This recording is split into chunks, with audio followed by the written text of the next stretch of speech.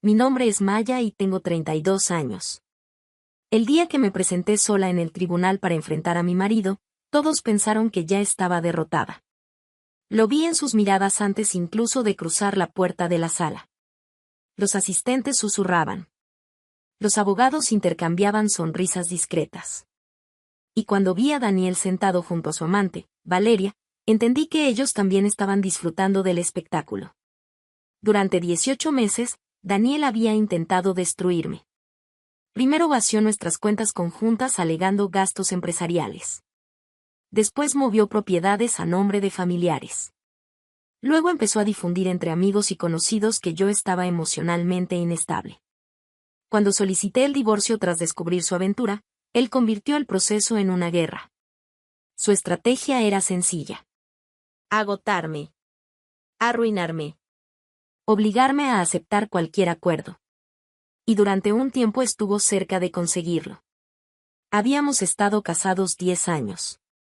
Yo había sacrificado ascensos, oportunidades laborales y hasta mudanzas por apoyar su carrera. Mientras él construía una imagen de empresario exitoso, yo me encargaba de todo lo que ocurría detrás de escena. Pero cuando descubrí que mantenía una relación con una mujer 15 años menor que él, algo se rompió para siempre. La evidencia era imposible de negar. Mensajes. Fotografías. Reservas de hoteles. Transferencias bancarias. Sin embargo, Daniel no mostró arrepentimiento. Lo único que le preocupaba era el dinero. Por eso contrató uno de los despachos más caros de la ciudad. Yo, en cambio, apenas podía pagar mis facturas. Cada audiencia representaba un gasto enorme. Cada documento legal era una nueva carga. Mis ahorros desaparecieron rápidamente. Y eso era exactamente lo que él quería. La mañana de la audiencia decisiva, llegué sola. Sin abogado. Sin asistentes. Sin un equipo detrás de mí. Cuando Daniel me vio entrar, sonrió. Valeria soltó una pequeña carcajada. Y entonces ocurrió exactamente lo que aparece en el titular que cambió mi vida. Mi marido miró a su amante y dijo lo bastante alto para que varios escucharan. No puede pagarse un abogado. ¡Qué patético! Valeria sonrió. Ya debería rendirse. Algunas personas fingieron no haber oído nada. Otras simplemente observaron. Nadie dijo una palabra. Todos estuvieron de acuerdo. O al menos eso parecía. Tomé asiento sin responder. No porque me sintiera humillada, sino porque llevaba meses esperando aquel día. Meses. Había aprendido que las personas arrogantes suelen cometer el mismo error. Confunden el silencio con debilidad. El juez entró pocos minutos después. La audiencia comenzó. El abogado principal de Daniel era conocido por ser agresivo. Durante años había construido una reputación basada en intimidar a la parte contraria hasta forzar acuerdos favorables. Y desde el primer minuto empezó su espectáculo. Presentó gráficos. Estados financieros. Argumentos cuidadosamente preparados.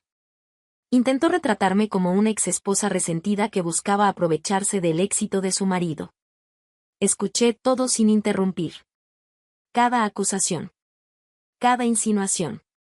Cada mentira. Cuando terminó, el juez me preguntó si deseaba responder. Me puse de pie. El silencio llenó la sala. Daniel sonreía. Valeria parecía divertirse. Incluso el abogado de mi marido tenía una expresión de absoluta confianza. Respiré profundamente. Y hablé. No levanté la voz. No actué de forma dramática. Simplemente empecé a señalar inconsistencias. Fechas que no coincidían. Transferencias omitidas. Documentos incompletos. Movimientos financieros extraños. Durante los siguientes 20 minutos, la expresión de confianza del abogado comenzó a desaparecer lentamente. Lo vi revisar sus notas varias veces. Consultar documentos. Fruncir el ceño. Daniel también dejó de sonreír. Por primera vez parecía incómodo. Porque yo conocía aquellas finanzas mejor que nadie. Había trabajado junto a él durante años. Había visto cada contrato, cada inversión, cada empresa creada para ocultar activos. Y aunque oficialmente no ejercía ninguna función dentro de sus negocios, sabía exactamente dónde buscar. El juez empezó a hacer preguntas. Preguntas que el abogado de Daniel no esperaba. Preguntas que complicaban seriamente su versión de los hechos. El ambiente en la sala cambió. La arrogancia empezó a convertirse en tensión. Y la tensión empezó a convertirse en preocupación. Cuando llegó el receso, Daniel intentó acercarse. ¿Qué estás haciendo? Lo miré directamente. Defendiéndome. No tienes idea de lo que estás provocando. Creo que sí. Sus ojos reflejaron algo que no había visto en mucho tiempo. Miedo. Un miedo pequeño. Casi imperceptible. Pero real. Volvimos a la sala una hora después. Y mientras todos retomaban sus lugares, observé algo curioso. El juez hojeaba unos documentos adicionales que no habían estado allí durante la mañana. Los examinó con atención. Luego levantó la vista hacia mí durante un instante. Después observó al abogado de Daniel. Y finalmente anunció que continuarían con una revisión más detallada de ciertos registros. Nadie entendía lo que estaba ocurriendo. Nadie excepto yo. Porque sabía exactamente qué información acababa de llegar a sus manos. Y también sabía que, cuando esa información saliera a la luz, la vida de mi marido jamás volvería a ser la misma. Cuando la audiencia se reanudó, el ambiente ya no era el mismo. El abogado de Daniel había perdido parte de su seguridad, y el propio Daniel evitaba mirarme directamente. Yo permanecí sentada en silencio mientras el juez revisaba los documentos que acababan de incorporarse al expediente. Nadie entendía por qué estaba dedicando tanto tiempo a aquellos papeles. Nadie, excepto yo. Durante meses había trabajado discretamente para reunir pruebas de algo mucho más grande que un simple divorcio.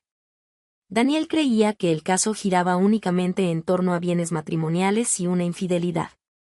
No tenía idea de que su propio orgullo estaba a punto de destruirlo. El juez cerró una carpeta, se acomodó las gafas y comenzó a hacer preguntas específicas sobre varias empresas relacionadas con Daniel. Las respuestas del abogado llegaron rápidas al principio, pero pronto empezaron las contradicciones. Las fechas no coincidían. Las cifras tampoco.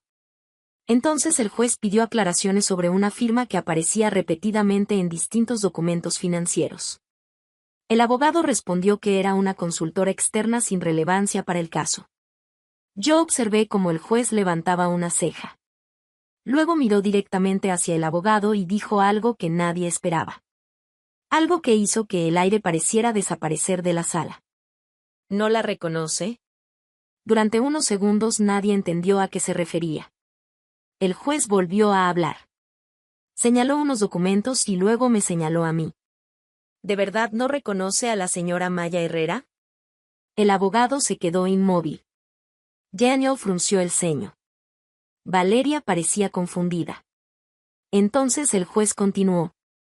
Según estos registros, la señora Herrera fue quien diseñó la estructura legal y financiera original de varias de las empresas implicadas aquí.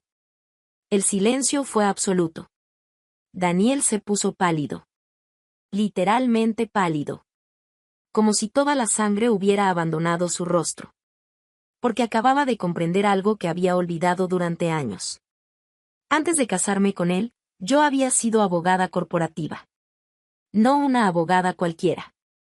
Había trabajado en uno de los despachos más prestigiosos del país. Había participado en adquisiciones millonarias, auditorías complejas y litigios empresariales de alto nivel. Cuando nos casamos, reduje mi actividad profesional para apoyar sus proyectos. Con el tiempo, muchas personas dejaron de asociarme con mi carrera. Incluso Daniel empezó a verme únicamente como su esposa. Pero el juez no lo había olvidado. Ni tampoco algunos de los documentos que llevaban mi firma. El abogado de Daniel revisó apresuradamente los papeles. Su expresión cambió por completo. Ahora entendía por qué había sido capaz de detectar cada inconsistencia de sus argumentos. Entendía por qué conocía cada movimiento financiero. Entendía por qué nunca me había puesto nerviosa. Daniel seguía inmóvil. La confianza con la que se había burlado de mí aquella mañana había desaparecido.